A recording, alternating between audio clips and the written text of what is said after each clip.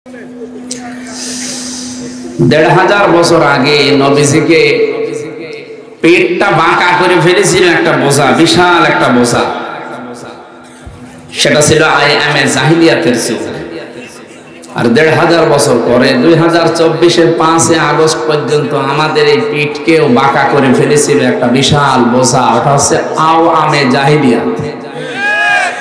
ওটা ছিল আইএমএ, এটা আওয়ামী। শব্দ দুইটা প্রায় কাছাকাছি না? ওদের কর্মসূচি আমি পড়েছি, ওদের জীবনে আবু জেহেল, আবু লাহাব, উতবা, সাইবা, 14টা কাজ ছিল মানবতাকে কণ্ঠাসা করে রাখার জন্য। নিজের মন মতো পৃথিবী চালাবে, এই জন্য 14টা কাজ তারা করেছিল। ১৫০০ বছর পর নব্য আবু জেহেল যারা, এরা 15টা কাজ আরম্ভ করেছিল। ওদের চাইতে এক কাঠি বেশি। ওই মানুষগুলোকে যদি আইএমএ জাহিলিয়াতের যুগ বলে আপনি ঘৃণা করেন, একটা যুগ হলো অন্ধকারের যুগ, অজ্ঞতার যুগ। যারা 14টা কাজ করে উপাধি পেয়েছে, এ জামানায় যারা 15টা কাজের আঞ্জাম দিলে তাদেরকে আমি জাহিলিয়াত বললে কি সমস্যা আছে? কোনো সমস্যা নেই। সুতরাং এই জগদ্দল পাথর আল্লাহ আমাদের বুকের উপর থেকে নামিয়ে দিয়েছেন, আলহামদুলিল্লাহ। দরুদ আর সালাম পড়ছি আমাদের নবী মুহাম্মদুর রাসূলুল্লাহ সাল্লাল্লাহু আলাইহি ওয়াসাল্লামের প্রতি, যার আনিত আদর্শ মানবতার মুক্তির একমাত্র গ্যারান্টি। এ পর্যন্ত বলেই আমরা শেষ করে দিই। তা আসলে যে এটা একমাত্র গ্যারান্টি মানবতার মুক্তির, এটা আমাদের বাস্তবে অনেকের জীবনে নেই। কি কথা বলেন এখন? আজকে যিনি প্রধান অতিথি আছে, যদি ওনাকে বলা হয় যে এই গ্রামের 20 জন মানুষের তালিকা উনি করেছে, 5,000 করে টাকা দেবে। গ্রাম থেকে 20 জন মানুষের তালিকা আমরা পাঠিয়ে দিলাম ওনার কাছে, আগামী 1 মাস পরে উনি 10,000 5,000 করে টাকা দেবে। এই গ্রামে যারা আছে সবাই চিন্তা করবে আমার নামটা আছে কিনা। তালিকা পাঠানোর পরে মনে করেন 100 জনের তালিকা পাঠিয়েছিলেন, মাত্র 10 জনের নাম এসেছে যে 10 জনকে দেওয়া হবে। গ্রামবাসী উৎসুক হয়ে থাকবে না, আমার নাম আছে তো, আমার নাম আছে তো। কথা বলেন এখন। টাকা পাবে কত? 5,000। বলেন, ওনার কাছে 5,000 টাকা পাওয়ার জন্য যদি আপনি উদ্গ্রীব হয়ে থাকেন, আকাঙ্ক্ষা নিয়ে থাকেন যে আমার নাম আছে তো, এত চিন্তা আপনার। যে মহাবিশ্ব যিনি বানিয়েছেন, সব সরকারের উপরে যিনি সরকার, উনি যে লিস্ট পাঠিয়েছে, এই যে লিস্ট, এর ভেতরে আপনার নাম আছে কিনা কোনোদিন একবার একটু চিন্তা করে দেখেছে যে আমার নামটা এর ভেতরে আবার আছে তো? আমি যে পাবো কিছু, 10,000 হোক 5,000 হোক, কারণ 100 জনের তালিকা ছিল, মাত্র 10 জনকে দেওয়া হবে। এই 10 জনের ভেতরে আমার নাম আছে কিনা চিন্তা ভাবনা করা দরকার না? কোরআনে কারীম আমি যতটুকু স্টাডি করেছি, পড়েছি, আমি দেখেছি 300 তালিকা আছে এর ভেতরে। 300 কত? 300 তালিকার ভেতরে ফেরাউনের নাম আছে, হামানের নাম আছে, কারুনের নাম আছে। আবু জেহেলের নাম নেই, কিন্তু ইনডাইরেক্ট আছে। আবু লাহাবের নাম আছে, মুহাম্মদ রাসূলুল্লাহর নাম আছে না? নেই। কাফেরের নাম আছে, জালেমের নাম আছে, মুশরিকের নাম আছে, মুনাফিকের নাম আছে। এখন আমি যে কোন ক্যাটাগরিতে আছি, আমার নাম আসলে আছে কিনা এই 300 জনের ভেতরে, আমার এখনই দেখা লাগবে। কথা বলেন না কেন? যদি আমি দেখি যে না আমার নাম নেই, তাহলে তো আলহামদুলিল্লাহ। যদি দেখি যে নাম আছে, তাহলে আমার তো কিছু পাওনা আছে। কি পাওনা নেই? তাহলে এমন নাম তৈরি করা দরকার যে নামে কিছু পাওয়া যায়। এমন নাম তৈরি করা ঠিক না যে নামের কারণে আবু জেহেলের কাতারে দাঁড়ানো লাগে। আমাদের আদি পিতা হযরতে আদম আলাইহিস সালাম যেদিন তিনি তৈরি হলেন, জান্নাতের ভেতরে সব কিছু তার ওপেন ছিল, শুধু একটা জায়গা বাদ দিয়ে। আল্লাহ তাআলা জানিয়েছেন ওয়ালা তাকরাবা হাদিহিশ শাজারাতা ফাতাকুনা মিনাজ জালিমিন। হে আদম, সব জায়গায় যাবে, যা ইচ্ছা খাবে, যা ইচ্ছা ধরবে, কিন্তু সাবধান, এই বাড়িটা, এই ঘরটা, এই গাছটার কাছে যাবে না। কি সেই গাছ? একটা কাজ শুধু নিষেধ ছিল, সব কাজ ওপেন ছিল। আমরা অনেকেই এতদিন পর্যন্ত জানি যে গাছ মানে গন্ধম গাছ না, শুধুমাত্র গন্ধম গাছ যদি আল্লাহ উদ্দেশ্য করতেন তাহলে কোরআনে আয়াত নাজিল করে আমাদের জানাতেন না। এটা শুধু গন্ধম নয়, এর ভেতরে আল্লাহ পাক 500 শরীয়তের বিধান দিয়েছেন। এই 500টা শরীয়তের বিধানে কোরআনে আছে। এগুলো আল্লাহর বর্ডার, এগুলো আল্লাহ পাক দিয়ে রেখেছেন সীমা। আপনি যখনই দুনিয়ায় যা ইচ্ছা করবেন, যা ইচ্ছা খাবেন, এই 500টা বর্ডারের কাছে গেলে থেমে যাবেন। কি এই বর্ডারের কাছে গেলে আপনাকে থেমে যাওয়া লাগবে। বর্ডার যদি ক্রস করে চলে যান, আল্লাহ বলেন ফাতাকুনা মিনাজ জালিমিন, তোমার নামে জালিম এটা লেখা হয়ে যাবে। আদম আলাইহিস সালামকে যদি আল্লাহ হুমকি দিতে পারেন, আমরা আদমের সন্তান, যে হুমকির সম্ভাবনা নেই। এই জন্য আমরা দুনিয়ার জীবন চলার পথে যখনই দেখবো যে না আল্লাহর বর্ডার, এখানে থেমে যাওয়া লাগবে আমাদের। এই যে বর্ডারের আদান প্রদান যে বিষয়টা, আজ 2-3 দিনের ভেতরে ভারত একটা নিষেধাজ্ঞা দিয়েছে আমাদের, যে আমাদের চিকিৎসা করাবে না। এদেশের মানুষও সেরকম তেড়া, বলছে যাবো না, দরকার হয় ভারতে, পাকিস্তানে যাব, চীন দেশে যাব, সিঙ্গাপুরে যাব, মালয়েশিয়া যাব, তোর দেশে যাব না, যা। আজকে বিকালে দেখেছেন দাদারা কি কান্নাকাটি করছে, না তাড়াতাড়ি বর্ডার খুলে দেন। মুশরিকদের সবচাইতে বেশি ভয় জীবনের উপরে, জীবন উপকরণের উপরে, জীবনের উপরে কোনো হুমকি আসলে মুশরিকরা সবচাইতে বেশি ভীত বিহ্বল হয়ে পড়ে। কোরআনে কারিমে আল্লাহ এটা আমাদেরকে আরো আগে জানিয়েছেন, 1500 বছর আগে। ওয়ালা তাজিদান্না আহরাসান নাসি আলা হায়াতি ওয়া মিনাল্লাযিনা আশরাকু ওয়ালা তাজিদান্নাহুম আহরাসান নাসি আলা হায়াতি ওয়া মিনাল্লাযিনা আশরাকু ইয়াওয়াদ্দু আহাদুহুম লাউ ইউআম্মারু আলফা সানা। ওয়ালা তাজিদান্না লামে তাকিদ ননে সাকিলা, গ্যারান্টি দিচ্ছেন আল্লাহ, কারণ বানিয়েছেন তিনি, ভালো করে জানেন দুর্বলতা কোথায়। আল্লাহ বলেন, হে নবী, অবশ্যই আপনি এই পৃথিবীতে যত মানুষ আমি বানিয়েছি, 4500 ধর্মের লোক আছে। এখন কত? 4500 ধর্মের লোক আছে দুনিয়ায়। 810 কোটির উপরে মানুষ তাম দুনিয়াতে এখন আছে। 257টা রাষ্ট্র আছে, তার ভেতরে বাংলাদেশ সব চাইতে বড়। এ দেশের চাইতে কয়েকদিন আগে গিয়েছিলাম মালয়েশিয়া, পুরাটা ঘুরলাম। এই দেশের চাইতে মালয়েশিয়া 8 ডবল বড়। এ দেশের চাইতে সৌদি আরবে ছিলাম, 14 ডবল বড়। এ দেশের চাইতে আমাদের দাদাদের দেশটা 29 ডবল বড়। এই দেশের চাইতে আমেরিকা প্রায় 59 ডবল বড়। 59টা বাংলাদেশ পাশাপাশি রাখলে যত বড় হবে, আমেরিকা একা অত বড়। মাঝে মাঝে সৃষ্টিগুলো নিয়ে চিন্তা করি আর ভাবি, আল্লাহ অন্য সৃষ্টি বাদ দিলাম, শুধু এই পৃথিবীটা, শুধু এই পৃথিবীটা 257টা রাষ্ট্রের একটা রাষ্ট্র আমরা। এখানে 64টা জেলা আছে, 630টা থানা আছে। বাংলাদেশে কুষ্টিয়া একটা জেলা, সদর একটা থানা। এ থানায় কতগুলো গ্রাম আছে, এর ভেতরে আমার এই থানা পাড়াটা একটা পাড়া। এই পাড়ায় কত হাজার হাজার মানুষ আমরা আছি, তার ভেতরে আমি হামজা একজন। বাংলাদেশ বাদ দিলাম, পুরা পৃথিবী বাদ দিলাম, শুধুমাত্র থানা পাড়ায় একটা জায়গায় 3-4 কাঠা জায়গার উপরে আমি থাকি।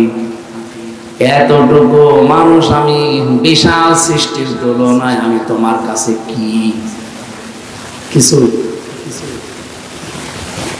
আমার নিজের শরীরের ভেতরে আল্লাহ যা দিয়েছে এগুলো আমার কন্ট্রোলের বাইরে না। আমার হাত আমার কথা শোনে, হ্যাঁ শোন। এখন যদি আপনি টয়লেটে বসে বলেন দেখো আমি কিন্তু আমির হামজা, আমি নাক ধরতে পারবো না, কিন্তু গন্ধ যেন না আসে, নাক শুনবে। বলে তুমি আমির হামজা না, আমির হামজার বাপ হলেও অসুবিধা নেই, আগে নাক ধরো গন্ধ থেকে বাঁচতে চাইলে। তাহলে আমার নাকও আমার কথা শোনে না। যেটা বলতে চাচ্ছিলাম, আল্লাহর এই বিশাল সৃষ্টির তুলনায় আমি কিন্তু একেবারেই নগণ্য, একেবারে কিছুই না, উল্লেখ করাও যায় না আমারে। আল্লাহ রাব্বুল আলামিন বিশাল পৃথিবীর ময়দানে আমাকে পাঠিয়েছেন একটা ছোট্ট জায়গায়। একা একা থাকলে আমার এই চিন্তাটা আসে, আল্লাহ পাক যদি বলে হামজা 2024 সালে অক্টোবরের 31 তারিখ পর্যন্ত তোরে মাফ করে দিলাম, যা, হিসাব দেওয়া লাগবে না। শুধু নভেম্বরের 1 থেকে, এটা নভেম্বর ডিসেম্বর চলছে, 1 থেকে 7 তারিখ, আজকে 7 দিনের হিসাব দিয়ে জান্নাতে চলে যায়। আমার যা আমলাফুক, আমার যা কাজ কারবার, আমার 7 দিনের হিসাবও এখন জোগাড় করা সম্ভব হয়নি। আপনারা পারবেন? আপনারা পারবেন না? হ্যাঁ, আপনারা জলিলের এলাকার লোক, পারবেন না? পারবেন। এখানে চিন্তা হয়, আল্লাহ আমাদের আদি পিতা উনি জালেম হওয়ার ঘোষণা পেয়েছে, এই গাছটার কাছে গেলে খালি একটা বর্ডার দিয়েছিল, বিশাল জান্নাত, মাত্র একটা বর্ডার ছিল, আর এই ছোট্ট দুনিয়া, এখানে বর্ডার আমার 500। কত? 500 বর্ডার যদি আমি একটাও ক্রস করি আমি জালেম হয়ে যাব। আমি আবার জালেম হয়ে গেলাম না তো, কারণ জালেম যারা তারা কিন্তু আল্লাহর মামলার আসামি। শব্দটা শুনতে যত ছোট মনে হচ্ছে, এত ছোট শব্দ না। জালেম এই শব্দটা শুনলে শরীরে কম্পন এসে যাওয়ার কথা, কারণ আমরা কম বেশি অনেকেই জুলুমের সাথে জড়িত হয়ে গেছি। হয় মনের উপরে জুলুম হচ্ছে, নাই সন্তানের উপরে, নাই স্ত্রীর উপরে, নাই স্বামীর উপরে, নাই জনগণের উপরে, নাই আল্লাহর উপরে। জুলুম আমাদের যে কোনো সাইডে আছে, আর জুলুম করলে সে লোকটা টার্গেট কার? আরো জোরে বলেন, ইন্নামাস সাবিলু আলাল্লাযীনা ইয়াযলিমুনান নাস। সূরা সূরা 42 নম্বর আয়াতের প্রথম অংশে আছে, আল্লাহ বলেন আমি নিজে জালেমদের বিরুদ্ধে মামলা দেব। ও নওগাঁর মানুষেরা, নিজের দিকে এবার তাকিয়ে ভাবেন তো, আমরা আবার মামলার আসামি হয়ে যাইনি তো? মামলার বাদী যত বড় হয়, কেস তত কঠিন হয়। আপনারা শুনছিলেন আমি 3টা বছর জেলে ছিলাম, আমার মামলার বাদী যদি কোনো সলিমুদ্দিন হতো, 3 বছর না 3 দিনে আমি বের হয়ে চলে আসতাম। কারণ টাকা লাগতো, হয়তো তার কয় টাকা লাগতো।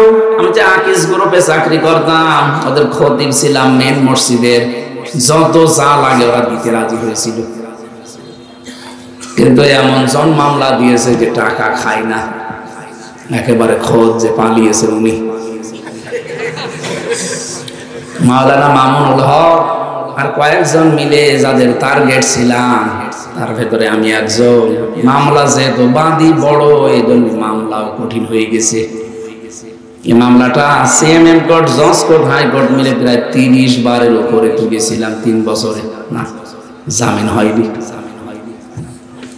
যেহেতু মামলার বাদী বড়, সর্বোচ্চ জায়গায় উনি আছেন, এখানে জামিন আমি পাইনি। বলেন তো বাস্তবতা, এবার আল্লাহ নিজে বিচারপতি, নিজে মামলার বাদী, যদি সত্যি কেউ আসামি হয়ে যায়, ও আর ছাড় পাওয়ার, জামিন পাওয়ার, মুক্তি পাওয়ার কোন সম্ভাবনা আছে? এই জন্য তো ভয় লাগে। আমি যা করছি আসলে আমি আমার মামলার আসামি হলাম আল্লাহর না তো পুলিশের কাছে বাধা দিলে পুলিশ বাদী কেস হয়। মানুষ হয়ে মানুষের উপরে যারা জুলুম করেছেন তারা আল্লাহবাদী কেসের আসামি। 15.5 বছরে যা করলেন আপনি নিজের বিবেকের কাছে বলেন, মানুষ হয়ে আপনি কত মানুষের উপরে জুলুম করেছেন, মিথ্যা মামলা দিয়ে মিথ্যা সাক্ষী দিয়ে জীবনটা তার নষ্ট করে দিয়েছেন। এখন অনেকের হয়তো বিবেক ফিরে এসেছে, এতদিন বিবেকটা কাজে লাগতো না। এই মানুষগুলোই দেখতে পাচ্ছি এখন এসে তওবা করার জন্য আস্তাগফিরুল্লাহ পড়ছেন। না, আপনার জন্য আস্তাগফিরুল্লাহ না। জেলখানায় এক ওসি আমার সাথে ছিল, আমারে বলছে হুজুর দেখেন তো আমার একটা তাওবা করেছিলাম হয়েছে কিনা, কি বলেন? যে নির্বাচন গেল এটা আমি বাইরে ছিলাম, রাত 12টার পর থেকে আমি ভোট কাটা আরম্ভ করেছিলাম, ফজর পর্যন্ত পুরা ভোট আমার লোকজন দিয়ে আমি কাটলাম, বাক্স ভর্তি করে যার যার জায়গায় পৌঁছিয়ে দিলাম। ফজরের আজান দিলে তাড়াতাড়ি গোসল করে ওযু করলাম, নামাজ 2 রাকাত পড়ার পরে এবার বললাম আস্তাগফিরুল্লাহ। হুজুর আমার এই তাওবা হয়েছে। আমি তখন ফাঁসির কন্ডেম সেলের ভেতরে দেখা করতে গেছে, শুনেছি আমির হামজা এসেছে, যে বলছে আমার যে তাওবা এ তাওবা কত দূর গেল, না কোন জায়গায় যায় এ তাওবা তো হয়নি, কারণ আপনি তো আল্লাহর কাছে দোষ করেননি, আপনি দোষ করেছেন হামজার কাছে। কথা বলছেন এখানে, আপনি যদি আল্লাহর কাছে দোষ করতেন তাহলে তো আস্তাগফিরুল্লাহ পড়তেন, আপনি দোষ করলেন হামজার কাছে। একটা এমপি বানাতে 3.5 থেকে 4 লাখ হামজা লাগে, কথা বলেন না? আপনি আমাদের রায় বাদ দিয়ে নিজের মন মতো করে জালেমকে টিকিয়ে রাখতে গিয়ে এই কাজ করলেন, আর এখন বলছেন আস্তাগফিরুল্লাহ। আপনি কি ইয়ারকি মারেন? অপরাধ করেছেন যার কাছে, স্বীকার করেন তার কাছে। আপনাকে মাপ পাওয়ার একটাই শুধু বুদ্ধি এখন আছে, আপনি 3.5 থেকে 4 লাখ হামজার কাছে যে ভুল স্বীকার করবে যে আমার ভুল হয়ে গেছে। কথা বলেন না কেন? আমরা যদি মন থেকে বলি ঠিক আছে ভুল হয়েছে হয়েছে মাফ করে দিলাম, তারপরে আপনি মাপ পাবেন। কিন্তু ভয়ঙ্কর বিষয় হচ্ছে এই কয় বছরে অনেক হামজা কবর চলে গেছে, আপনি তাদের কাছে মাপ চাবেন কি করে? এইটাই তো খারাপ কথা। আপনি তাদেরকে পাবেন না দুনিয়ায়, আর ফিরেও তারা আসবে না, মাফও চাইতে পারলেন না।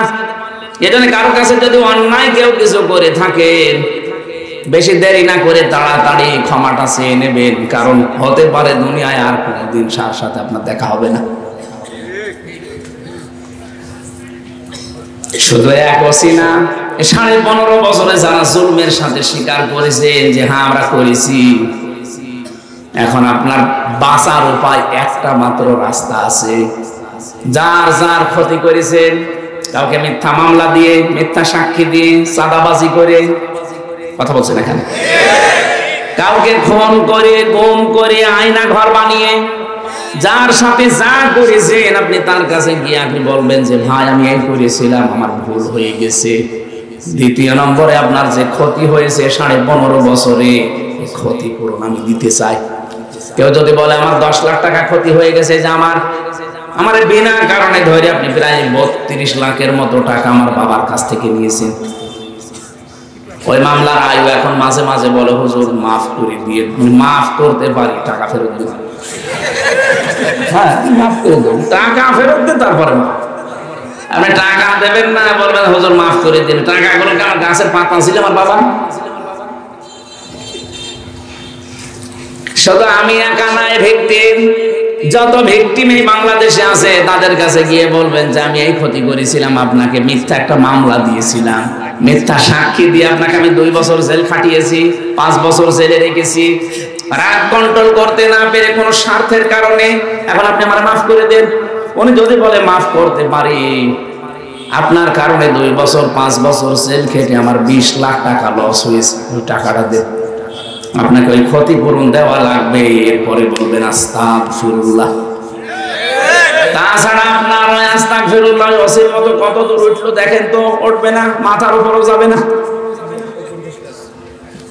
কত হাজি হজ করে আসে, আলহাজ লেখে নামের আগে। ওই মানুষগুলোর হজ বাংলাদেশে আসার কথা দূরের কথা, জেদ্দার বিমানবন্দরও আসে না।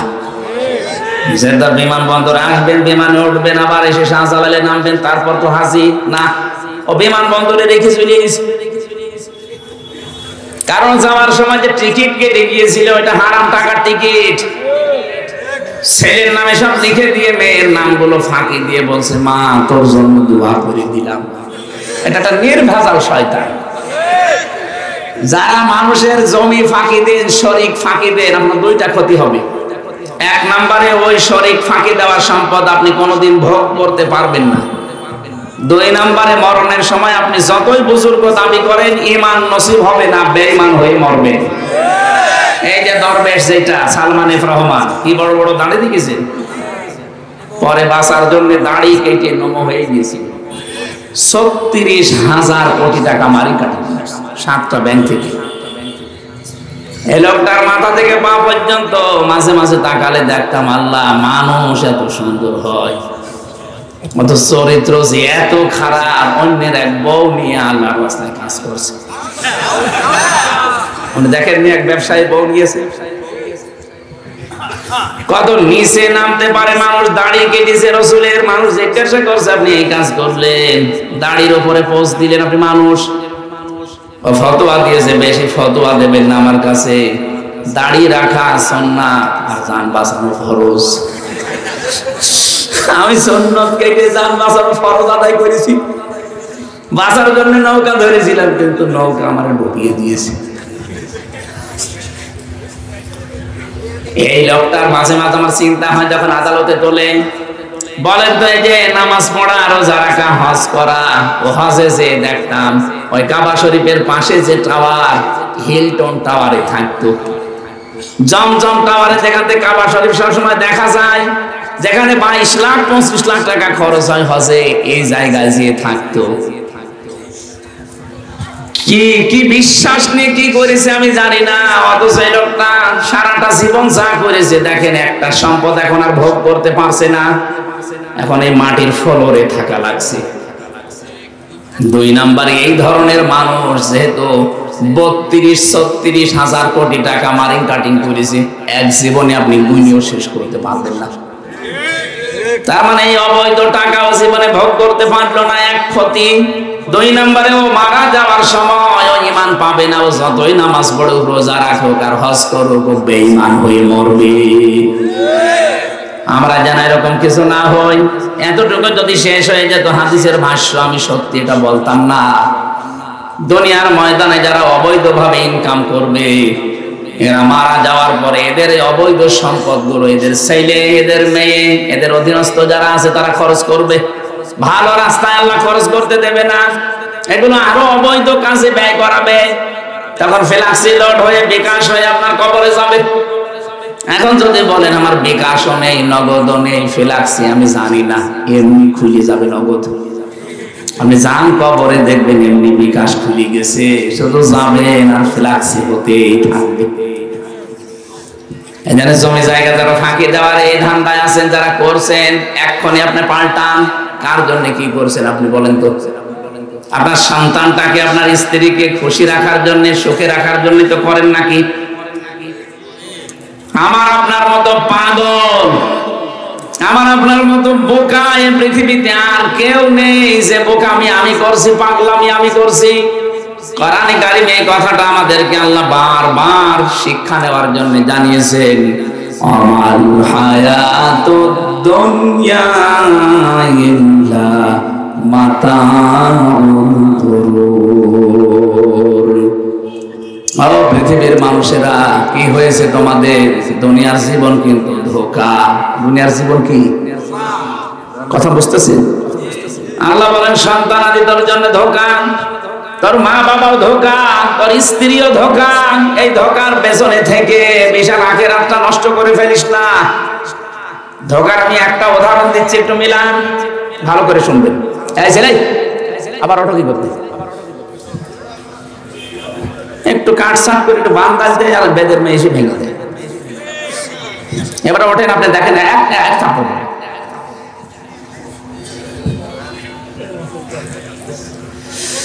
আমার ভাইরা এখানে একজন উঠে বসেন, মুরব্বী, নিস্তব্ধ হয়ে থাকবে। সাহাবায়ে কেরাম যেভাবে কোরআন শুনতেন মনে হচ্ছে যে পাখি এসে গাছ মনে করে বসে পড়ছে। এরকম করে থাকবেন যেন মনে হয় যে হ্যাঁ এখানে আর কেউ নেই, কবরস্থান হয়ে গেছে।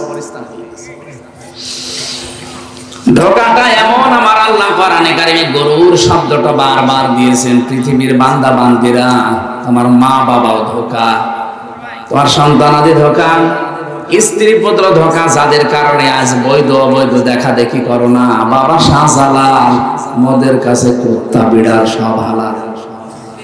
এই থিওরি তো অনেকে চলছে না। হালাল হারাম দেখা দেখি নেই, সুদের টাকা জানে যে হারাম, এরপরও নীতি আছে। অনেকেই দেখি টাকা ছেড়ে রাখে, টাকা আসে 1000 টাকা দিলে 1000 টাকা 100 টাকা করে বেশি পায়। আমার মনে হয় নওগাঁ জেলা এখনো আরম্ভ হয়নি। সত্যি কথা বলছে যে কোরআন শরীফ আমি কিন্তু জানতাম না, এটা কুষ্টিয়ায় আছে এই জন্য বললাম। এখন যে এই জেলায় আরম্ভ হয়ে গেছে, এটা মায়ের সাথে জেনা করার গুনাহ হচ্ছে। আপনি কিন্তু জানেন যে গুনাহ হয়, জানেন না? সুদের এই টাকা নিলে যে মায়ের সাথে জেনা করার গুনাহ হয়, জানেন কিনা বলেন তো? এই যে জানা শোনার পর কেন এটা করছেন? হয়তো স্ত্রী, সন্তান, মা বাবা, ভাই বোন এদেরকে আরেকটু শান্তিতে, আরেকটু আনন্দে, আরেকটু ভালো রাখার জন্য। এরা ভালো থাকতে গিয়ে আপনি কি খাচ্ছেন? নিচে মায়ের সাথে জেনা করে আসলেন। সুদের টাকা খাওয়া মানে আল্লাহ এবং রসুলের সাথে ডাইরেক্ট যুদ্ধে লিপ্ত হওয়া। এত বড় কঠিন সিদ্ধান্ত নিয়ে তারপর আপনি খেয়ে যাচ্ছেন। এই ধোঁকা ধোঁকা ধোঁকা কি হবে বোঝেন? যদি মারা যান 200 বছর পরে আপনি নওগাঁয় ফিরে আসবেন, মাত্র 200 বছর। 200 বছর পরে যে 2 তালা বানিয়েছিলেন আপনি দুনিয়ায়, এই বাড়িতে সামনে এসে বলবেন যে এই বাড়ি আমার, আমি বানিয়েছিলাম। বাড়িতে ওই সময় যারা বসবাস করবে তারা আপনাকে বাড়িতে তো ঢুকতেই দেবে না, বলবে বেশি ঝামেলা করলে কিন্তু পিটাবো। আপনার যদি থাকার জায়গা না থাকে, যান আপনি ওই মসজিদের বারান্দায় রাতটা থেকে ওখান থেকে ফুটে পড়েন। এই কথা বলছে না কেন?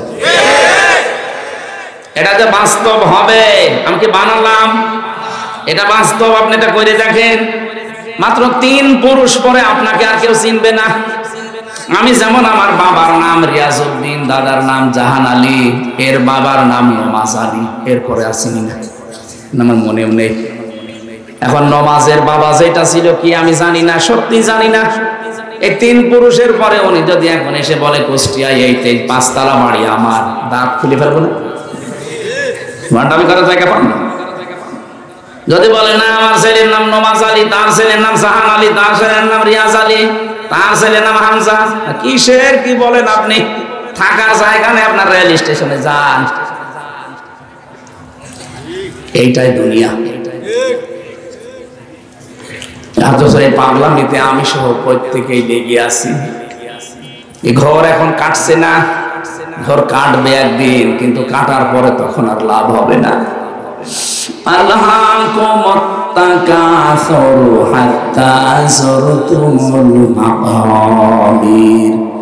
বেশি বেশি পাওয়ার জন্য মানুষ মহাবন্ধ হয়ে গেছে। এ ঘর কাটবে না ততদিন পর্যন্ত যতদিন কবরের কাছে না যায়।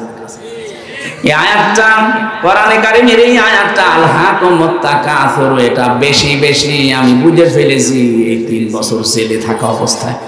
মাত্র 3টা বছর কবরের মতো ওই ছেলের ভেতরে ছিলাম, বুঝেছি যে জীবন কত অসহায়, আমি মানুষের কাছে কত অসহায়। যেহেতু যোগাযোগ বিচ্ছিন্ন ছিলাম, এই জন্য আরো বেশি টের পেয়েছি। আরে ভাই, জেলে থাকা না, আমি ছিলাম ফাঁসির কন্ডেম ছেলে, তারপরও যোগাযোগ বিচ্ছিন্ন। ফাঁসির কন্ডেম ছেলে আরো মানুষ ছিল, কিন্তু 7 দিন পরে তারা যোগাযোগ করতে পারতো সরকারের ফোন দিয়ে। আর আমার আর মামুনুল হককে একেবারে 3 বছর যোগাযোগ বিচ্ছিন্ন। কেউ আমাদের সাথে দেখাও করতে পারবে না, আমরাও কারোর সাথে কথা বলতে পারবো না। কবরের মতো জায়গায় সত্যি কবে টাকা আসবে বাড়ি থেকে তাও জানি না। এই যে অসহায় আল্লাহ বানিয়ে দিয়েছিল, আমার মনে হয় এই কারণে আমি উপলব্ধি যেন করতে পারি দুনিয়ার জীবন কি সত্যি। এই যে কোরআন আমার সামনে হাত দিয়ে বলছে, আমি বুঝে ফেলেছি পৃথিবীর জমিনটা আসলে ধোঁকা। কি অসহায় হয়েছিলাম ওই আয়না ঘরে যে 10 দিন মাটির নিচে ছিলাম। মানুষ যে এত অসহায় হতে পারে,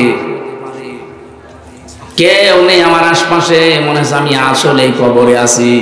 এমনিতেই মাটির নিচে এক অন্ধকার, এরপরে রাতের এক অন্ধকার। যখন ওরা লাইট বন্ধ করে দিত মনে হচ্ছে সত্যি আমার নিজের শরীরের পশম পর্যন্ত আমি দেখতে পাই না।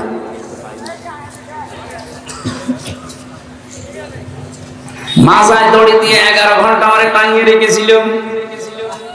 মাঝে মাঝে শুধু ওই 5 তলা 6 তলা থেকে মাটির নিচে আছে 3 তলা, এর উপরে 7 তলা 10 তলা বিল্ডিং। মাঝে মাঝে উপর থেকে শুধু ওই টেলিফোনে ওই বক্সের মাধ্যমে আওয়াজ আসতো, এই আওয়াজ আসতো।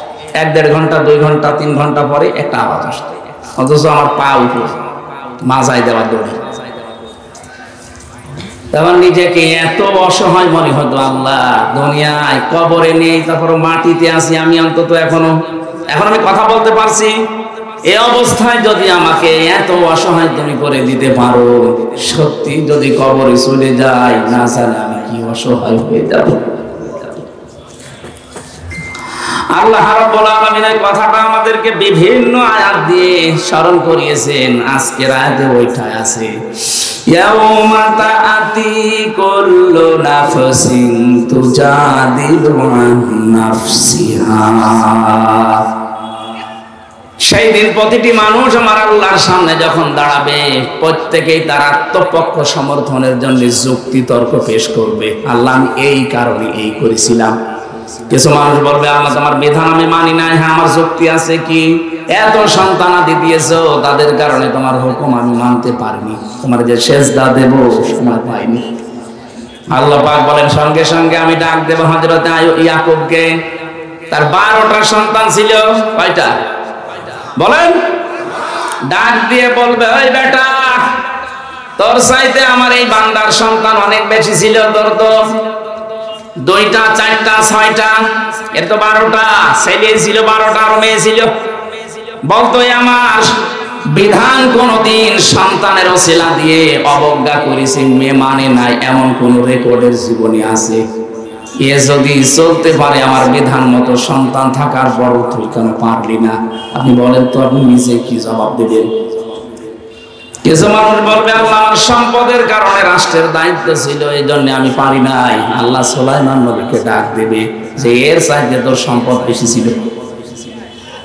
তামাম দুনিয়া তাকে চালাতে দিয়েছিলাম আমি।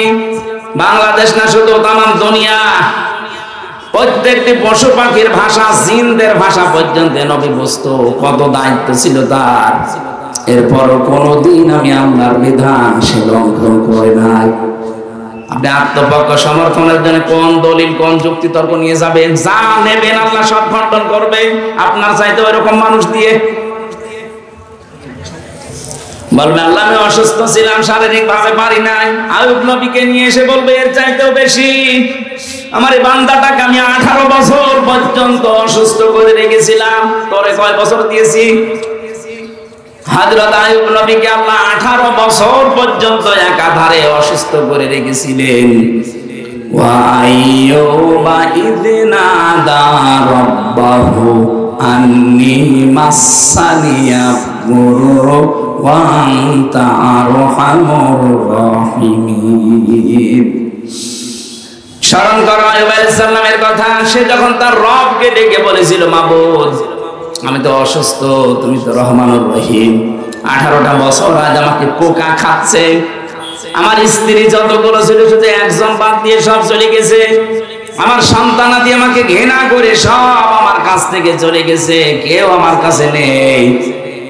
আল্লাহ আমাকে এতদিন পোকা খেয়েছে, কোনোদিন কিছু বলি নাই, কিন্তু আজকে দেখতে পেলাম সকালে আমার জহব্বায়ও পোকা লাগা আরম্ভ হয়ে গেছে। আল্লাহ আমার এই জহব্বা যদি নষ্ট হয়ে যায়, পোকা খেয়ে ফেলে, তোমার মতো দয়ার নাম আমি কি দিয়ে ডাকবো? তুমি দয়া করে আমার পোকা জহব্বায় দিও না। আমাদের অনেক অভিযোগ আছে আল্লাহর প্রতি। এই সমস্ত মনীষীদের, এই সমস্ত নবীদের, রাসূলদের জীবনের দিকে তাকালে কিছুই না। ওনাদের যা আল্লাহ পরীক্ষা দিয়েছিলেন 100 ভাগের 1 ভাগও আপনি পাননি। জেলখানার ভেতরে কাউকে আমি 22 বছর বিনা কারণে পড়ে থাকতে দেখেছি, তার তুলনায় তো আপনি কিছু করেননি। আমি বলতে পারেন না তার দোষ, আর কোনো দোষ নেই, খালি ইসলাম মানা এটাই দোষ। মাওলানা জুয়েল সাহেব পড়ে আছে, এনায়েতুল্লাহ জুয়েল, আজ 22-23 বছর চলছে বিনা কারণে। এই মুশরিকদের কথা মতো তাকে আটক করে রেখেছে। মাওলানা সাইদি সাহেব জীবনে 13টা বছর কাটিয়ে গেল এক ঘরের ভেতরে। তার যে স্যাক্রিফাইস, ওনার যে স্যাক্রিফাইস, মাওলানা জসিমউদ্দিন ভাই 12 বছর কাটিয়ে আসে। ওনার যে অবস্থায় রেখেছিল আপনি কাঁদবেন। আমার রেখেছিল, কষ্ট দিয়েছে, কিন্তু আমার চাইতে 100 গুণ কষ্ট তার বেশি। একটা ব্লকে 5 বছর একাধারে কারোর সাথে কথা বলতে দেয়নি। টের পাচ্ছেন কত কঠিন বাস্তবতা? চিন্তা করেন তো, 5 বছর এক ঘরের ভেতরে কেউ কারোর সাথে কথাও বলবে না, ওর সাথে দেখাও করবে না, ওই দূর থেকে খাবার শুধু ঠেলে দিয়ে আসতো। কিন্তু চোখে চোখে চোখ পড়লো না, কথা বলা যাবে, সিসি ক্যামেরায় দেখছি। এই মানুষগুলোর তুলনায় আমার জীবনে আমি মাঝে মাঝে মনে করি কিছুই হয়নি। এরপর আল্লাহ আমাকে আবার সব কিছু ফিরিয়ে দিচ্ছে। আমার মা বাবা এখনো ঠিক আছে, আমার স্ত্রী এখনো ঠিক আছে, সন্তান 2টা ছিল, বের হওয়ার পরে আর একটা সন্তান আল্লাহ দিয়েছে। জমি জায়গা বাবার যা ছিল হয়তো কিছু তছনছ হয়েছে, কিন্তু এখনো ঠিক আছে। এখনো মানুষের ভালোবাসা, মহব্বত, অর্থ সম্পদ যা আল্লাহ দিচ্ছে, আমার ভয় হয় এখন, আল্লাহ দুনিয়ায় কি সব আমাকে দিয়ে দিচ্ছ, আখেরাতে আমারে আবার জাহান্নামের আসামি করে দিবা না। ইবাদত বন্দেগী হয়তো কম বেশি ওখানে আমি করেছিলাম যতটুকু, আটক জীবনে কি করব। তো বাইরে এসে এখন আর পারছি না, সারা দেশে দৌড়ানো লাগছে, ওই সময়টা আর বের করা যাচ্ছে না। নওগাঁবাসী, আমি আমার জীবন নিয়ে চিন্তায় আছি। প্রত্যেকে যদি আমরা নিজে যুক্তিতর্ক পেশ করব, কিয়ামতে আল্লাহ সব খণ্ডন করে দেবেন। বলেন তো, এবার আমি অসহায় হয়ে দাঁড়িয়ে আছি আল্লাহর কাছে। পরের শব্দে আল্লাহ এমন শব্দ সেট করেছেন, অতওয়াফা কুল্লু নাফসিন মা আমিলাত, যে যা করেছে আমি আল্লাহ তাকে পরিপূর্ণ করে দিয়ে দেব তার আমলের কাজ। তার যে কাজ কারবার ছিল, ওর যে পরিণতি, ওর যে পুরস্কার আমি আল্লাহ পরিপূর্ণ করে দেব। আজ আমরা অনেকেই অধিকার সচেতন, কিন্তু নিজের যে হক, আমার প্রতি যে হকগুলো আছে, এই হকগুলোর প্রতি আমি সচেতন না। এক মা কাঁদছিল, কে কাঁদেন কেন জিজ্ঞাসা করছে মাওলানা, কাঁদেন কেন? বলছে আমার সন্তান আমাকে মেরেছে, এই জন্য কাঁদছি। ছেলে আপনাকে মেরেছে এই জন্যে? বলে হ্যাঁ এই জন্যে, কিন্তু আমি আমার নিজে শরীরে আঘাত লেগেছে, এই কারণে কাঁদি না। আমি কাঁদি আমার ওই সন্তানটার কারণে, কারণ আমি হাদিস কোরআন পড়ে দেখেছি, মা বাবাকে কষ্ট দিলে নাকি আল্লাহর আরশ কেঁপে যায়। আমি যাই পেলাম কষ্ট, কিন্তু আমার সন্তানের কি হবে? ওর তো সব বরবাদ হয়ে গেল, নষ্ট হয়ে গেল। একটা মা হয়ে যদি এতটুকু চিন্তা করতে পারে আপনাকে নিয়ে, আপনার সন্তান হিসাবে মা বাবা নিয়ে কত টেনশনে থাকা দরকার। প্রত্যেকের কাজ কারবারের যে মূল্য আছে, পারিশ্রমিক আছে, প্রতিদান আছে, এনাম আছে। আল্লাহ যদি সত্যি ওই পরিমাণে আমাকে আপনাকে দেয়, কিয়ামতে একা একা যখন দাঁড়াবেন আল্লাহর সামনে, কেউ থাকবে না, কেউ থাকবে না।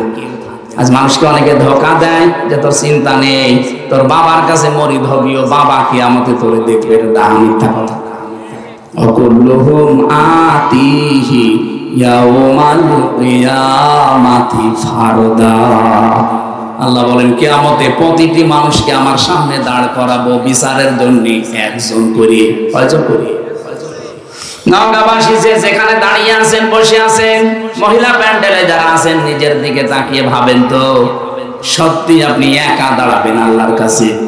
যাই করছেন করেন, একা দাঁড়ানোর পরে আল্লাহ আপনার এই কাজ কারবারে যা কিছু হয় ওটা পরিপূর্ণ করে দেবে। কুল্লু নাফসিন যায়িকাতুল মাউত ওয়া ইন্নামা তুওয়াফাউনা উজুরাকুম ইয়াওমাল কিয়ামা ফামান যুহজিহা আনিন নার ওয়া উদখিলাল জান্নাতা ফাকাদ ফাজ। প্রত্যেকেই মারা যাবেন, যাওয়াই লাগবে, এটাই ফাইনাল। আল্লাহ বলেন কিয়ামতে প্রতিটি মানুষের উজরত পরিষ্কার, পুরস্কার আমি পরিপূর্ণ করে তার হাতে তুলে দেব। দুনিয়ার জীবনে সফল তো ওই লোকটা, মরণের পরে আমি আল্লাহ যাকে মাফ করে দিয়ে বলবো যা জান্নাতে চলে যা।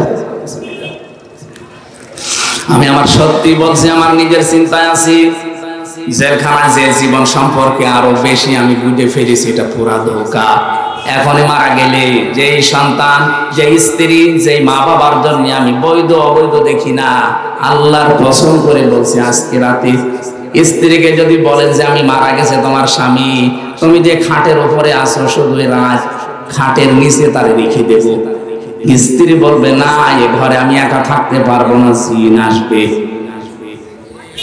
কথা বল দেখেন, আপনার মা বাবা আপনাকে ভালোবাসে, আমিও জানি।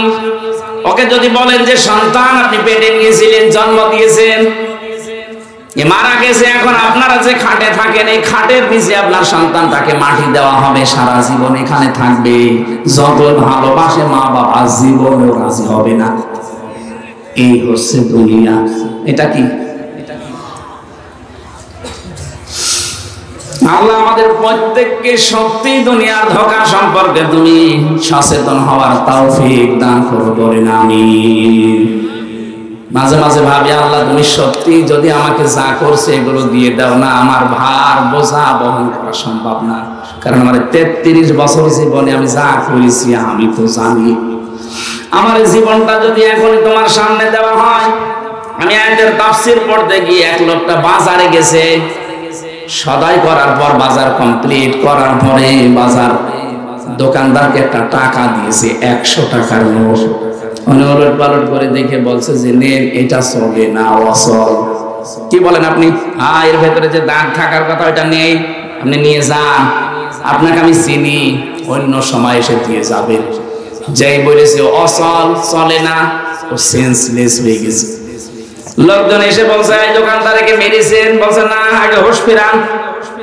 বাতাস দিয়ে পানি দিয়ে যখন হুঁশ ফিরেছে বলছে কি এ দোকানদার আপনাকে কি মারধর করেছে, অপমান করেছে? বলছে কিচ্ছু বলে না। আপনি এরকম অজ্ঞান হয়ে গেলেন কেন? লোকটা বলছে দেখেন আমি বাজার করেছিলাম, এ টাকার নোটটা দিয়েছিলাম, এটা দেওয়ার পরে ওলট পালট করে দেখে বলছে এটা অচলে, চলে না। এর ভেতরে যে দাগ থাকার কথা ওই দাগটা নাকি নেই। আমি সঙ্গে সঙ্গে চিন্তা করলাম আমারও তো 100 টাকার একটা নোট আছে, তার নাম হায়াত। তার নাম কি? আমার 50, 60, 70, 80, 90 বছরের একটা হায়াত আল্লাহ আমাকে দিয়েছিল। আমি যদি সত্যি এখন মারা যাই, আল্লাহ যদি আমার হায়াতটা নিয়ে বলে বান্দা এটা অচল, কারণ এর ভেতরে শিরিক পাওয়া যাচ্ছে, এর ভেতরে মানুষকে ঠকানোর গোনা পাওয়া যাচ্ছে, এর ভেতরে মানুষের উপরে জুলুম করার গোনা পাওয়া যাচ্ছে। তোমার যে আমল নাম আমি দেখতে পেলাম, তোমার যে জীবন, এটা নিয়ে আমার জান্নাতে যাওয়া যাবে না, এটা অচল, যাও। তখন আমার কি হবে? চিন্তায় আমার সেন্সলেস হয়ে গেছে। তাদের জীবন নিয়ে চিন্তা ভাবনা, আর আমাদের কোথায় আছে আমরা? সম্মানিত মা বোনেরা, আমি আপনি স্ত্রী হিসাবে আপনার সাথে আমি ভালো ব্যবহার করি এই কারণে যে এই ব্যবহারটা দিয়ে যেন আমার জান্নাত তৈরি হয়। আমার সন্তানের অধিকারগুলো আমি আদায় করি এই কারণে যে আমার এই অধিকার আদায়ের কারণে কিয়ামতে যেন আমার জান্নাত তৈরি হয়। কিন্তু এই বলে আমি আপনাদের মুখে হাসি ফোটাতে কোন হারাম পথ বেছে নেব আমার মতো পাগল দুনিয়ায় নিয়ে আমি কি বোঝাতে চাইলাম? বুঝেছেন? অতওয়াফা কুল্লু নাফসিন মা আমিলাত, পরিপূর্ণ করে দেওয়া হবে। দুনিয়ায় যে যা কাজ করেছে তার কাজের যে ভার ওইটা আল্লাহ দিয়ে দেবেন। অহুম লা ইউজলামুন, কিন্তু কারো উপরে জুলুম করা হবে না। আল্লাহ পাক যে বিচার ব্যবস্থা সাজাবে, আমি আয়াতের তাফসীর বলছি, আল্লাহর বিচার ব্যবস্থায় কোনো জুলুম, কোনো অবিচার নেই। কি আল্লাহর অবিচার আছে? আল্লাহ যদি অবিচার করে আপনি জান্নাত পাবেন? বলেন না কেন? আল্লাহ যদি ন্যায় বিচার করে না, তাও পাওয়া যাবে না। না, আল্লাহর বিচারে তো বিচার নেই। ন্যায় বিচার করলো আপনি ধরা খাবেন, ন্যায় বিচারও বাঁচতে পারবেন না। আলেক বান্দা বলেছিল, হ্যাঁ আমি বাঁচবো, আমি 1000 বছর ইবাদত করেছি, রোজা রাখা অবস্থায়, তাও দিনের বেলা রোজা রেখে জিহাদ করলাম, আর রাতের বেলা তাহাজ্জুদ পড়লাম, আমার 1000 বছর আমি পেয়ে যাব জান্নাত। আল্লাহ তাকে ঘুমের ভেতরে স্বপ্নে তালিকা দেখিয়েছে, কিয়ামত কায়েম হয়ে গেছে। ফেরেশতাকে বলছে, ওকে শুধু একটু জাহান্নামের যে জায়গা দিয়ে গরম ওঠে ওখান থেকে ধরিয়ে নিয়ে আয়। ওখানে এক ধরন দিয়ে ওর পানির পিপাসায় কলিজা ফেটে যাচ্ছে, ডাক দিয়ে বলে, ভাইরা আমি খুব অবস্থা খারাপে আছি, একটু পানি দেন। পানি দিতে পারি, 1000 বছর যা করেছো অর্ধেক দিয়ে দেওয়া লাগবে। দিয়ে দিলাম। যা পানি পান করার পরে পেশাবের চাপ দিয়েছে। ফেরেশতারা, আমার তো পেশাব করার জায়গা লাগবে। বলে, না, এখানে সে ব্যবস্থা নেই, করে দিতে পারি, বাকি যে ইবাদত আছে 500 বছরের ওইটাও দেওয়া লাগবে। আমার জীবন বাঁচে না, আমার শরীর অসুস্থ হয়ে পড়ছি, জান দিয়ে দিলাম। পেশাব করার পরে আল্লাহ যেন ডাক দিয়ে বলে, বান্দা 1 গ্লাস পানি ভেতরে ঢোকালে আর 1 গ্লাস পানি বের করলে, এর বিনিময়ে 1000 বছরে যা করেছিলে সবই তো দিয়ে দিলে। আমি তোমাকে কিছুই দেইনি, কিন্তু 1000 বছর প্রতিদিন 1 গ্লাস করে পানি তো খেয়েছো। প্রতিদিন 1 গ্লাস পানির জন্য 1000 বছরের ইবাদত দেওয়া লাগবে, এরপরে জান্নাতে যাবে। এই জন্য আল্লাহ যদি সত্যিই কারো কাছে ন্যায় বিচারও করে, কেউ বাঁচতে পারবে না, সব ধরা খাবো আমরা। একটা বুদ্ধি আছে, আল্লাহ পাক যদি মাফ করে দেয়। এখানে কাবা শরীফ যারা তাওয়াফ করেন দেখবেন, ষষ্ঠ চক্কর দেওয়ার সময় রুকনে ইয়ামিনী থেকে হাজরে আসওয়াদ এই জায়গাটা একটা দোয়া পড়া লাগে, আল্লাহুম্মা ইন্না আলাইয়া হুকুকান ফিমা বাইনিকা। হে আল্লাহ, আমি তোমার গোলাম বলছি, তুমি আমার মালিক হিসাবে আমাকে যা যা পাওয়ার সব দিয়ে দিয়েছো, কিন্তু তুমি যে আমার মালিক হিসাবে আমি তোমাকে কিছু দেব, কিচ্ছু দিতে পারিনি। একটা জিনিস আমার কাছে আছে, তুমি আমারে মাফ করে দাও। বিশ্বনবী নিষ্পাপ হওয়ার পর প্রতিদিন এইটা 100 বার করে পড়তেন, আল্লাহুম্মা হাসিবনি হিসাবান ইয়াসীরা। আল্লাহ তুমি যাই করো আমার হিসাবটা সহজ করে দিও। সাহাবী প্রশ্ন করলেন, হুজুর হিসাব ইয়াসীরা কারে বলে? বিশ্বনবী বলেন, আল্লাহ যাকে মাফ করতে চাইবে ওই বান্দাটাকে আলাদা করে এক জায়গায় নিয়ে ঘিরে ফেলবে কুদরতের চাদর দিয়ে। লক্ষ কোটি কোটি মানুষের সামনে থেকে চোখের আড়াল করে ফেলবে তাকে ঘিরে ধরে আল্লাহ নিজের সামনে দাঁড়িয়ে বলবে, এটা করেছিলি, এটা করেছিলি, এটা করেছিলি। লোকটা তো সব কিছু সামনে দেখতে পাবে ভিডিও ক্লিপ আকারে। মাথা নিচে করে বলবে, মাবুদ আমার ভুল হয়ে গেছে। সত্যি যা তুমি দেখালে সব আমার জীবনে আমি করেছি, আমার ভুল হয়ে গেছে। নবী বলেন, সঙ্গে সঙ্গে আল্লাহর রহমতের জরিয়ার ভেতরে জোশ পয়দা হয়ে যাবে। আল্লাহ ডাক দিয়ে বলবে, বান্দা কাউকে কিছু বলবি না, চা ধরে গোপনে মাফ করে দিলাম। এইটাই আমরা চাচ্ছি। তাছাড়া ন্যায় বিচার আল্লাহ করলেও বাঁচতে পারবো না, অবিচার তো নেই। এই একটাই পথ শুধু খোলা আছে, ভয় হয় ওই লোকটার মতো। আল্লাহ যদি আমল নামাটা দেখে বলে, বান্দা এটা অসল, এর ভেতরে তোর বোনকে ফাঁকি দিয়েছিস সেইটা লেখা আছে, এরকম মানুষ নেই দেশে। এর ভেতরে সন্তানের হক আদায় করিস না, এটা লেখা আছে। এরকম অসল জিনিস নিয়ে তো আমার জান্নাতে যাওয়া যাবে না। এর ভেতরে এমন এমন জিনিস আমি তোর ভেতরে তুলে রেখেছি, দেখ তুই মহিলা, তুই নারী, তোর উপরে তোর স্বামীর যে হক ছিল তুই আদায় করিস নাই, তোর শ্বশুর শাশুড়ির হক ছিল আদায় করিস নাই। এরকম অসল আমল নামা নিয়ে তুই জান্নাতে যেতে পারবি না। সম্মানিত মা বোনেরা শুনতেছেন, আমি জানি, একটু বিবেক দিয়ে চিন্তা করেন তো কি হবে তখন আমার যতটুকু মনে হয় আমাদের 100 জনের 98 জন আমরা ধরা খেয়ে যাবো। আমি যেন ধরা না খাই। এটা বাকি জীবন যেহেতু ধোকার জীবন, আজ হলেও কাল হলেও আমাকে মরাই লাগবে। কার জন্য কি করছি এই চিন্তাটা যখন আপনার সামনে স্পষ্ট হয়ে যাবে যে আমি কার জন্য কি করছি, তখন অন্তত হারাম কাজ আপনি ছেড়ে দিতে পারবেন, হালালের দিকে আস্তে আস্তে এগিয়ে যাবেন। হারাম কাজগুলো ছেড়ে দিয়ে হালাল কাজের দিকে যখন মানুষ এগিয়ে যেতে চায়, আল্লাহ বলেন আল্লাযীনা জাহাদু ফিনা লানাহদিয়ান্নাহুম সুবুলানা ওয়া ইন্নাল্লাহা লামাআল মুহসিনিন। যারা আল্লাহকে পাওয়ার জন্য একটু চেষ্টা করে, আল্লাহ তাকে পথ দেখাতে হাজারো রাস্তা খুলে দেয়। আল্লাহ আমি সহ যারা এসেছি আমাদেরকে তুমি কিয়ামতে অপমান করো না, গোপনে এরকম ঘিরে একা একাই আমাদের মনের অজান্তে মাফ করে দিও, বলে না আমি যে যা করছি সামনের জীবনে আমরা হিসাব নিকাশ করে করবো। এমন কিছু করবো না যেটা আমি নিজে দেখলে আনন্দ পাই, অন্য দেখলে লজ্জা পাই। মোবাইলে এমন দৃশ্য রাখা যাবে না যে দৃশ্য নিজে দেখলে ভালো লাগে, আনন্দ লাগে, অন্য কেউ দেখলে আমার লজ্জা লাগে, এরকম দৃশ্য নেই। এক কথা বলে না কেন? যাদের মোবাইলে এরকম সিনেমা থিয়েটার উলঙ্গ নাচ আছে এক্ষুনি ডিলিট করে দেবেন। বলা যায় না এখনই যদি আপনি মরে যান এই মোবাইলটা আপনার মা আপনার বাবা ব্যবহার করবে। এক কথা বলছেন না কেন? এই যে আমি এই মোবাইলটা এখন রেখে যদি মারা যাই, অবশ্যই এটা আমার ম্যাডামের কাছে আমার মায়ের কাছে পৌঁছিয়ে দেবে। তারা যদি দেখে যে এর ভেতরে উলঙ্গ নাচ আছে, কি মনে করবে আমার সম্পর্কে বলেন তো? কি ধারণা করবে যে হামজা এরকম ছিল?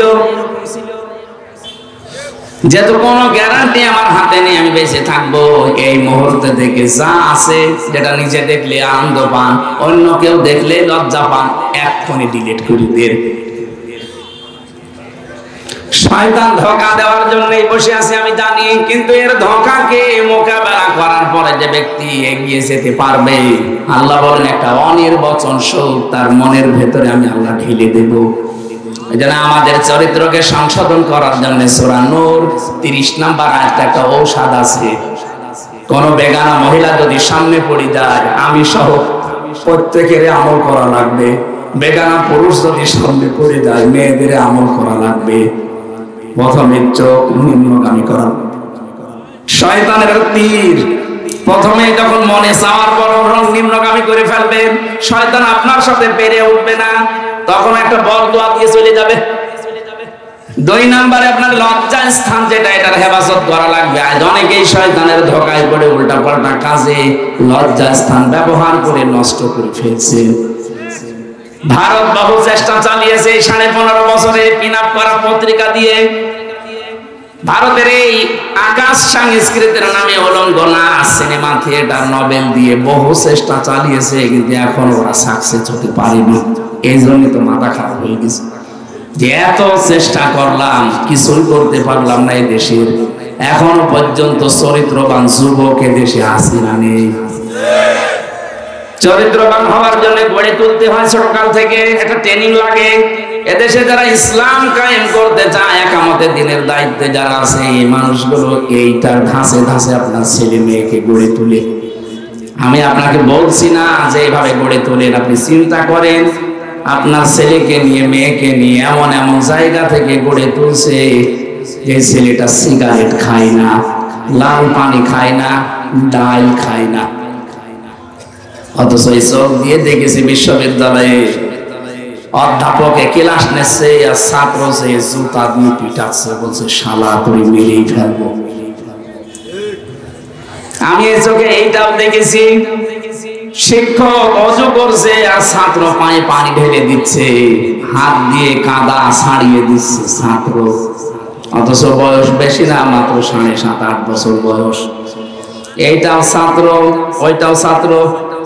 এটা কোরআনের কাছে আসার কারণে, পড়ার কারণে এটা মানুষের মতো মানুষ হচ্ছে। আর ওইটা বিশ্ববিদ্যালয়ে মাস্টার্স করার পর জানোয়ার হয়ে গেছে। জামানা যা সামনে আসতেছে খুব কঠিন জামানা, এই জন্য হেফাজতে থাকা লাগবে। বিশেষ করে পরবর্তী প্রজন্মগুলো এমন এমন কিছু রেখে না যায়, আমি মরে গেলাম শেষ, কিন্তু ওরা তো মরে না। ওর ছেলে ওর মেয়ে, তার ছেলে তার মেয়ে, যতদিন পর্যন্ত দুনিয়ায় অন্যায় রেখে যাবেন আপনি, কবরে যে সাদগায়ে জারিয়ার নাম শুনি, অথচ গোনায়ে জারিয়াও যে আছে অনেকে জানি না। সাদগায়ে জারিয়া যদি থাকে, গনায়ে জারিয়াও আছে। আল্লাহ আমাদের হেফাজত করুন, বলেন আমিন। 12টা পার হয়ে গেছে ভাই, আজকের মতো আমরা এমনি 3টা 4টা চলছে আজকে, আমার শরীরও ভালো না। আগামী থেকে একটা করে মাহফিল নেবে, এক এক জেলায় হয়তো 2-3টা করে সাজাবে মাহফিল। যিনি নেন তাকে বলছি এইভাবে আর নিয়ে না, আমার শরীরও পারছে না।